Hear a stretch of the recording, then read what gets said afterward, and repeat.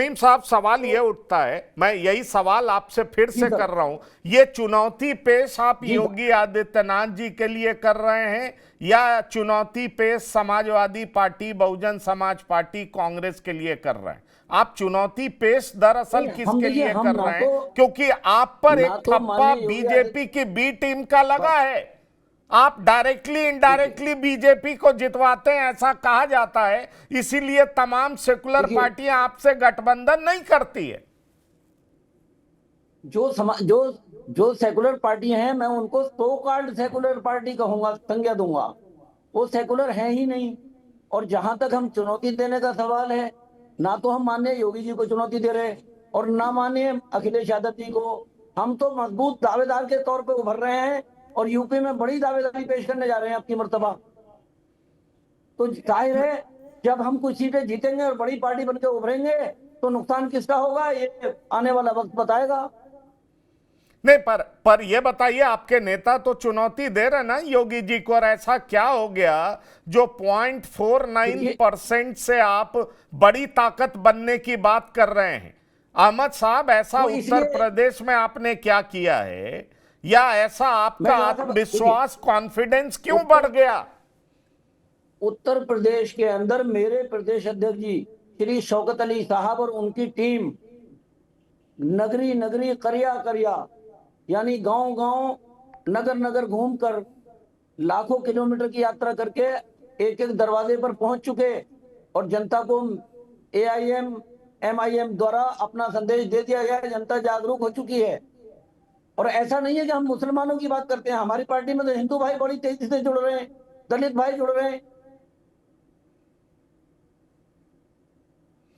नहीं नहीं, आप हिंदू भी बोल रहे हैं, दलित भी बोल रहे हैं, आप दलित को हिंदू नहीं मानते क्या? मैं कह रहा हूं, नहीं, कास्ट की बात कर रहा हूं, दलित भी हिंदू है कोई। ये तो देखिए, रिलीजन रिलीजन तो एक सम्मान की चीज है, वो किसी भी रिलीजन को कोई भी भारतीयवासी मान सकता है। मैं कह रहा हूँ, कास्ट की जहां तक बात है, हमारी उसमें सर्व वर्ग के लोग जुड़े हैं। ये बात अलग है कि मुसलमानों की संख्या अधिक है।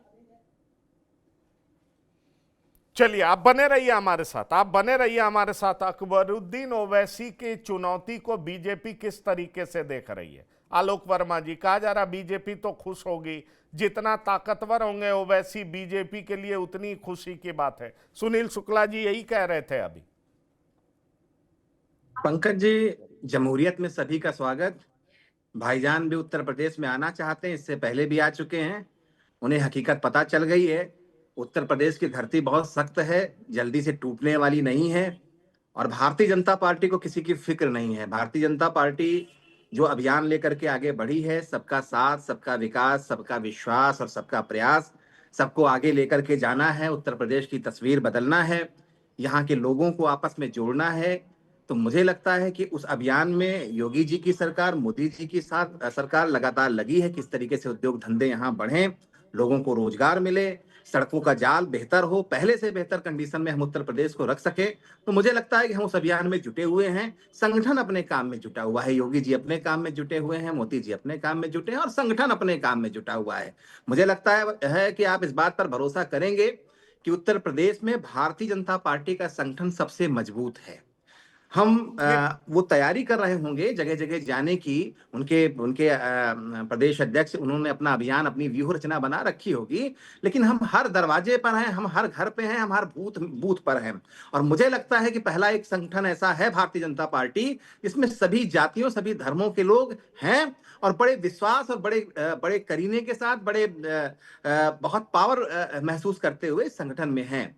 तो मुझे लगता है कि इस दल के साथ अगला चुनाव भी जब होने वाला है, तो उसमें कोई किसी भी तरीके का समीकरण लगा ले, कोई पीडीए की बात कर ले, कोई हिंदू मुसलमान की बात कर ले, कोई और किसी तरीके की किमियागिरी कर ले, लेकिन भारतीय जनता पार्टी अगला इलेक्शन एक बार फिर से जीतने जा रही है, इसमें कहीं कोई शक नहीं है। चाहे कोई भाईजान आ जाए, चाहे कोई पीडीए का समीकरण लगा ले, चाहे कोई और दूसरा कोई और समीकरण बनाना चाहे तो बना ले, लेकिन उत्तर प्रदेश भारतीय जनता पार्टी के साथ मजबूती के साथ खड़ा है। नहीं, भारतीय जनता पार्टी मजबूती के साथ खड़ा है, पर यही ओवैसी कहते हैं ना कि आप तय कर लीजिए कि आप देश के प्रधानमंत्री हैं। सीधा पीएम से उन्होंने सवाल पूछा था सदन में कि आप देश के प्रधानमंत्री हैं या आप मेजॉरिटी के प्रधानमंत्री हैं, सिर्फ हिंदुओं का प्रधानमंत्री? और यही असुद्दीन ओवैसी हैं जिन्होंने संबल को लेकर के क्या बोला है, एक बड़ा मुद्दा बनाया महाराष्ट्र निकाय चुनाव में। यही असुद्दीन ओवैसी हैं जो सुप्रीम कोर्ट के फैसले पर किस तरीके से बड़ा सवाल उठाया है। तो ये चुनौती को आप कैसे ले रहे हैं, यही तो मैं पूछ रहा हूं। आपका संगठन बड़ा है, मजबूत है, सारी बातें, पर ये जो चुनौती आपके सामने अकबरुद्दीन ओवैसी दे रहे हैं, उसको आप कैसे ले रहे हैं? ये आपके लिए चुनौती है या उन पार्टियों के लिए चुनौती है जो पार्टियां मुसलमान को अपना वोट बैंक समझती? आपको लेकर के तो सुनील शुक्ला जी ने कह दिया मुसलमान वोट से आपको मतलब ही नहीं। पंकज जी, साउथ की मिट्टी थोड़ी अलग है और यूपी की मिट्टी थोड़ी अलग है।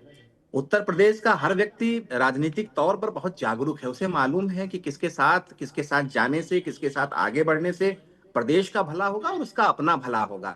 तो मुझे लगता है कि यहाँ बंटवारा करने की जो लोग साजिश रच रहे हैं वो कामयाब नहीं होंगे। बहुत सारे दलों ने किया है, समाजवादी पार्टी तो यही काम बहुत पहले से कर रही है। वो तो मुसलमानों के साथ एक खास जाति को जोड़ती है और भी कोशिश करती है कि वो सत्ता को हासिल कर ले। लेकिन हुआ क्या है, एक लंबे अरसे से भारतीय जनता पार्टी यहाँ पर जीत रही है, चाहे वो लोकसभा चुनाव हो, चाहे विधानसभा चुनाव हो, और चाहे कोई गंवई इलेक्शन हो, वहां पर भी भारतीय जनता पार्टी जीतती है, उसके प्रत्याशी जीतते हैं। तो मुझे लगता है बंटवारे की कोशिश करके जो ओवैसी साहब आना चाहते हैं उत्तर प्रदेश में, हिंदू मुसलमान का बंटवारा करके जो वो अपना सपना देखना चाहते हैं, वो यहाँ पता नहीं। मुझे पिछले कुछ दिनों से ऐसा दिखाई पड़ रहा है कि कई सारी राजनीतिक पार्टियों के टोन एंड टेनर बदलते हुए दिखाई पड़ रहे हैं। सतीश प्रकाश जी अब समाजवादी पार्टी ब्राह्मणों के पक्ष में बोल रही है, मॉडरेट हिंदुत्व शंकराचार्य अभिमुक्तेश्वरानंद जी के पक्ष में बोल रही है। दूसरी तरफ AIMIM के प्रवक्ता जनरल सेक्रेटरी ये कह रहे हैं हम दलितों को भी साथ ले रहे हैं। तो आपको लगता है, अगर मैं आपसे सीधा सवाल करूं कि AIMIM की बात करें तो अब वो उत्तर प्रदेश में उतर कर सिर्फ मुस्लिम की ही राजनीति नहीं बल्कि दलित और मुस्लिम का गठजोड़ बनाने का प्रयास कर रही, ये इनका एजेंडा। आपको लगता है इसमें इन्हें सफलता मिलने जा रही है? क्योंकि बहन जी का भी वोट बैंक बड़ी तेजी से गिरा है। नहीं, देखिए पंकज जी, भारतीय लोकतंत्र की यह खूबसूरती है कि कोई भी व्यक्ति एक दल खड़ा कर सकता है और उस दल के बैनर तले भारत के किसी भी व्यक्ति से वोट मांग सकता है। इसमें चाहे ओबीसी जी हो या कोई भी व्यक्ति हो। देखिए, मैं एक छोटी सी बात कहूंगा कि जो बड़ा महत्वपूर्ण विषय है कि आमतौर पर उत्तर प्रदेश के पिछले 2-3 महीने में जो हालात चेंज हुए हैं, आमतौर पर हम ये कहते थे कि ये डबल इंजन की सरकार है। अगर अंतर्राष्ट्रीय स्तर पर देखेंगे तो केंद्र सरकार की छवि को लेकर के लोगों के मन में एक सवाल पैदा हुआ है। ट्रंप की रोज रोज की धमकियां और अचानक आनन फानन में 18% का कहीं ना कहीं आपने ये जैसी कंडीशनों को मान लेना, रशिया से जो है आपने कहीं ना कहीं तेल बंद किया, और एक सबसे बड़ा चीज क्योंकि ये उत्तर प्रदेश है। देखिए, आप ध्यान रखिए, याद कीजिए 1857 मात्र आपको उसको सिर्फ दांत से निकालना था, कारतूस को। आप समझ रहे हैं ना, उसको कारतूस को चाटना नहीं था, निकालना था। लेकिन कहीं ना कहीं इसी उत्तर प्रदेश के अंदर एक क्रांति शुरू हुई।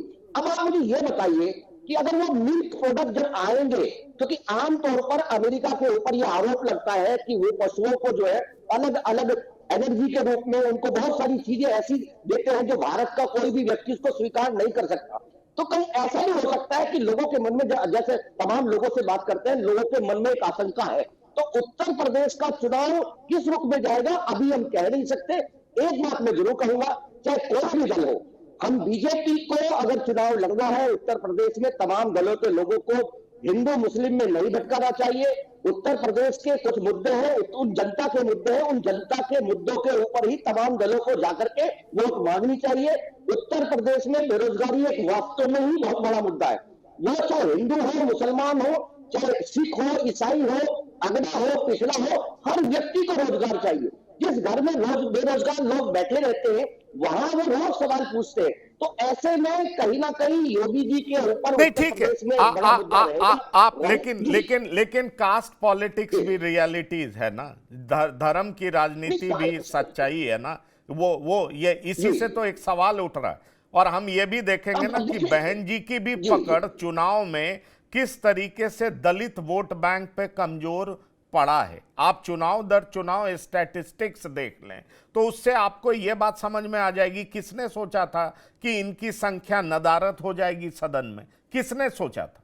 पर यह हमें दिखाई पड़ रहा है, देखिए, जबकि 2007 से जी 12 में इनका गवर्नेंस देखा था लोगों ने, ये बड़ी ताकतवर नेता के तौर पर देखी जा रही थी। सुनील शुक्ला जी, बहरहाल जो भी है, ये एआईएमआईएम का जो पॉलिटिक्स है कि अब ये पंचायत चुनाव भी लड़ेंगे, 121 सदस्यीय कमेटी भी बनाएंगे, बूथ स्तर पर अपने आप को मजबूत करेंगे। पहले ये इमोशनल कार्ड खेलते थे, अब ये संगठन के तौर पर भी अपने को मजबूत करना चाह रहे हैं। और साथ साथ ये कहा जा रहा है कि जहां जहां मुस्लिम बाहुल इलाका है वहां पे ये अपने को मजबूत करने का प्रयास कर रहे हैं। लेकिन मेरा सवाल आपसे ये है कि समाजवादी पार्टी को अगर हम देखें तो उसके बारे में कहा जाता है कि सॉफ्ट हिंदुत्व की तरफ समाजवादी पार्टी बढ़ रही है। मुसलमान माफ करिएगा, ब्राह्मणों के कॉज की भी बड़ी बढ़ चढ़ करके बात कर रही है। यूजीसी का जो ताजा प्रकरण है उसमें भी उसका बयान बड़ा संतुलित था, बैलेंस था। तो इसको लेकर के एक सवाल उठ रहा है कि अगर सपा सॉफ्ट हिंदुत्व की तरफ बढ़ रही है तो क्या एआईएमआईएम उसी खाली हो रही जगह को भरने की कोशिश कर रही है? कुछ वैसा आपको दिखाई पड़ रहा है क्या? क्योंकि मुसलमान समाजवादी पार्टी का बड़ा वोट बैंक माना जाता है, तो एआईएमआईएम को लग रहा है कि अब एक बड़ा स्पेस तैयार हो गया है, हमें उत्तर प्रदेश में जम करके कूदना चाहिए और इस मौके का लाभ उठाना चाहिए। नहीं, एमआईएम ऐसा नहीं कि उत्तर प्रदेश में चुनाव पहली बार लड़ने जा रही है। नगर निकायों के चुनाव लड़ चुकी है और नगर निकायों के चुनाव में समीम अहमद साहब ने कहा कि मैं इनको नगर निगमों की बात कर रहा था।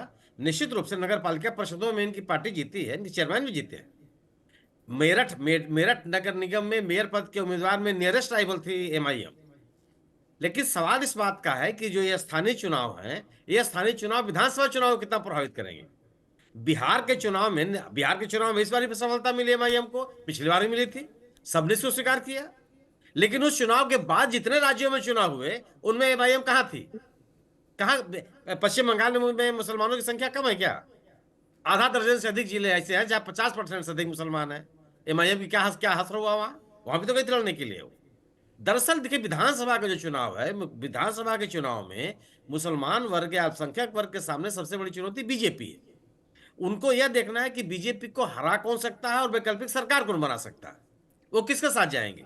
उन्होंने बहुजन समाज पार्टी को क्यों छोड़ा कि बहुजन समाज पार्टी भारतीय जनता पार्टी के साथ दिखाई पड़ी, वह बीजेपी से लड़ती हुई नहीं दिखी।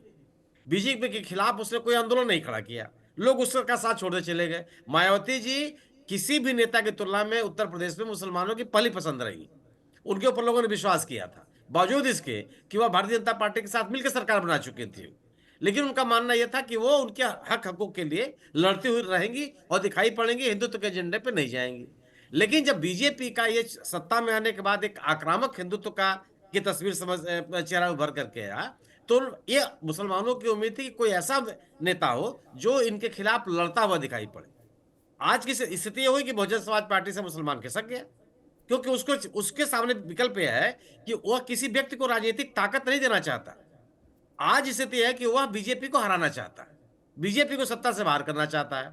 और वह इसलिए चाहता है कि बीजेपी का जो रवैया है, जो योगी जी का बयान आप सुन लीजिए, जो हेमंत बिश्व शर्मा का बयान सुन लीजिए, जो पार्टी के अन्य नेताओं का बयान मुसलमानों के बारे में वो सुन लीजिए, तो उनको लगता है कि इनके रहते जो घटनाएं हुई, जिस संबंध की घटनाएं हुई, उसमें जिस तरह का उत्पीड़न का सामना उनको करना पड़ा, आज भी उनके सामने तरह तरह की समस्याएं आती हैं। तो उनका लक्ष्य यह है कि वह बीजेपी को सत्ता से बाहर करे। सत्ता से बाहर करने की स्थिति क्या मतलब कि वह ताकत, वह पार्टी या वह गठबंधन जो बीजेपी से मजबूती से लड़ सकती है, उसके साथ तो खड़े होंगे। एमआईएम इस स्थिति में तो कतई नहीं है ना, एक तो इंडिया गठबंधन का सदस्य भी नहीं है, इंडिया गठबंधन के लोग उसको अपने साथ शामिल भी नहीं करने के लिए तैयार नहीं है। और इंडिया गठबंधन इस समय निश्चित रूप से अगर उत्तर प्रदेश से बिखराव हो जाए मुसलमानों का, अरे इंडिया गठबंधन का, मेरा अपना मानना है कि मुसलमान कांग्रेस के साथ चला जाएगा। आज जो समाजवादी पार्टी या इंडिया दल समूह के साथ है, वो इसलिए कि वो एक मिलीजुली ताकत इनके पास है, और वह जो बीजेपी को लोकसभा के चुनाव में दिखाई पड़ा क्या लोकसभा के चुनाव में जो 2024 का चुनाव हुआ, उस चुनाव में भी आपने देखा कि मुसलमानों ने इंडिया दल समूह को एकदम एक थोक के भाव वोट दिया और स्थिति हो गई बीजेपी दूसरे नंबर पर चली गई, उसको बुरी तरह से उसका नहीं, नुकसान तो हुआ। आप ये कहना चाह रहे हैं, आप ये कहना चाह रहे हैं कि AIMIM जो है वो इंडिया गठबंधन को हराने उतर रही है, आप ये कहना चाह रहे नहीं, हैं? उससे अगर नुकसान होगा, उत्पीड़न की बात, उससे नुकसान होगा। उत्पीड़न का इतिहास तो बहुत पुराना है सुनील शुक्ला जी, लेकिन उस पे हम बाद बिल्कुल में है। जाएंगे। पर वही तो बात है ना, उत्पीड़न के दरमियान बहुत कुछ दिखा भी तो वहां पर। उत्पीड़न किसका कब हुआ, कैसे हुआ, यही बात तो समझना है सबको कि किसका उत्पीड़न कब हुआ। मेरे पास है प्योर पाव भाजी का मसाला, प्योर पाव भाजी मसाला, पाव भाजी को टेस्टी बना डाला, सबका राजा आल प्योर मसाला। ये है सीक्रेट रेसिपी MDH का जीरा सब्ज जल जीरा मसाला।